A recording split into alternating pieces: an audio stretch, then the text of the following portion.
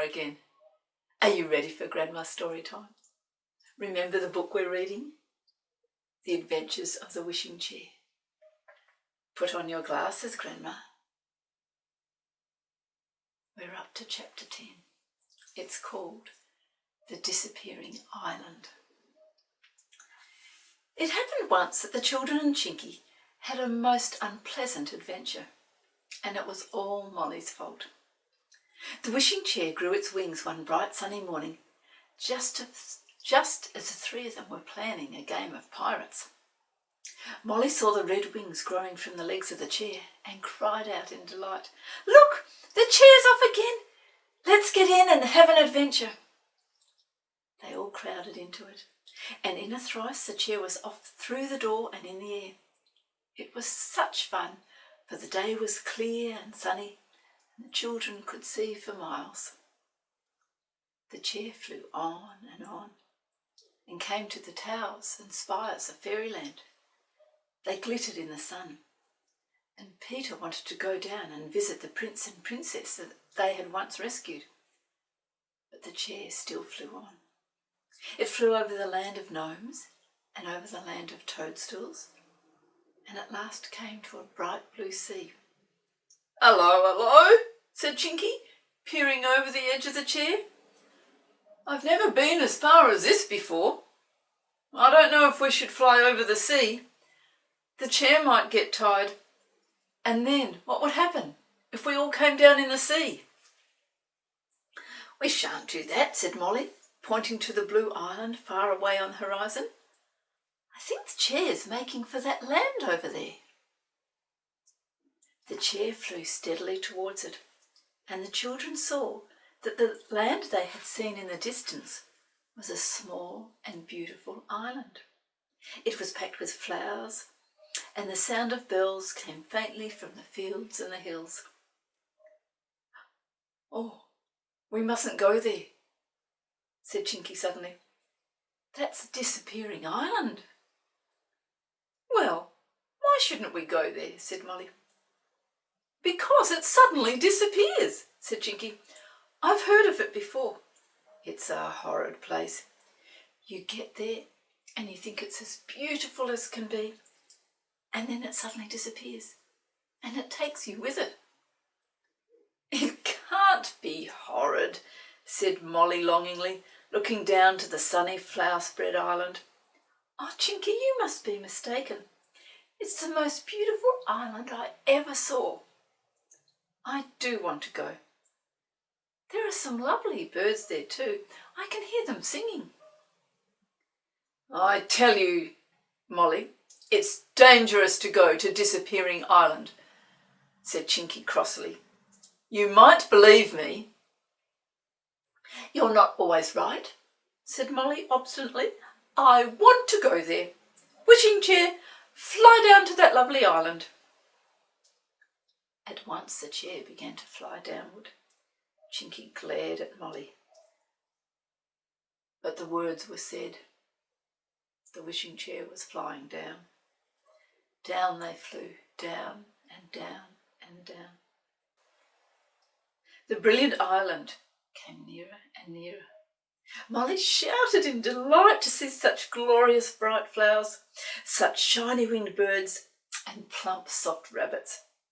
The chair flew swiftly towards them, and then, just as they were about to land, in a field spread with buttercups as large as poppies, among soft-eyed bunnies and singing birds, a most strange and peculiar thing happened. The island disappeared. One moment it was there, the sun shining on in the fields, and the next moment there was only a faint blue mist.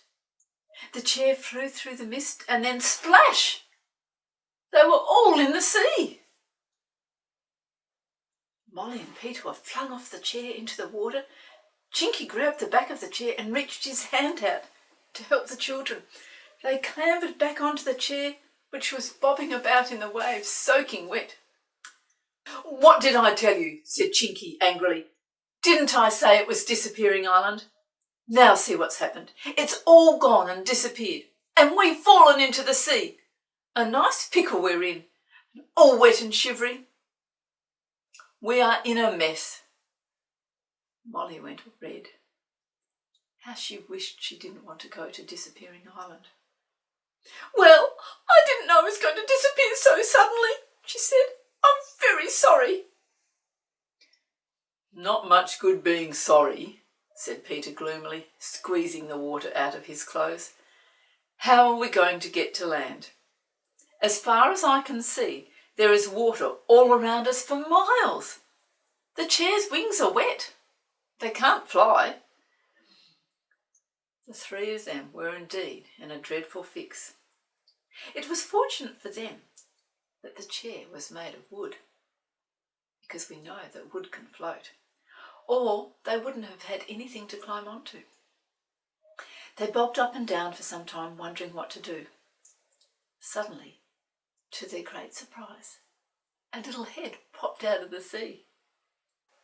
"Hello," it said. "Are you wanting help?" "Yes," said Chinky. "Are you a merman?"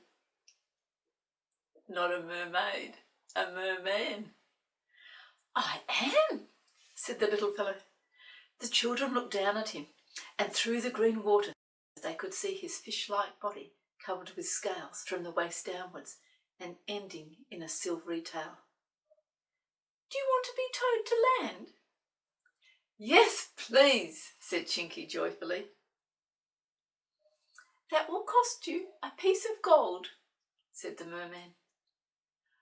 "I haven't got any with me," said Chinky, "but we will send it back to you as soon as we get home," he promised. The merman swam off and came back riding on a big fish. He threw a rope of seaweed around the back of the chair and shouted to Chinky to hold on to it. Then the fish set off at great speed, towing the chair behind it with Chinky and the children safely on it. The merman rode on the fish the whole way, singing a funny little watery song. It was a strange ride. Soon they came to land, and the children dragged the chair out of the water onto the sun-baked sand. "Thank you, they said to the merman. "We will send you the money as soon as we can." The merman jumped on the fish again, waved his wet hand, and dived into the waves with a splash. "We'll wait till the sun has dried the chair's wings, and then we'll dry our own clothes," said Chinky. "Then we can go home." I think it was a most unpleasant adventure. We might have been bobbing about for days on the sea. Mollie didn't say anything. She knew it was all her fault.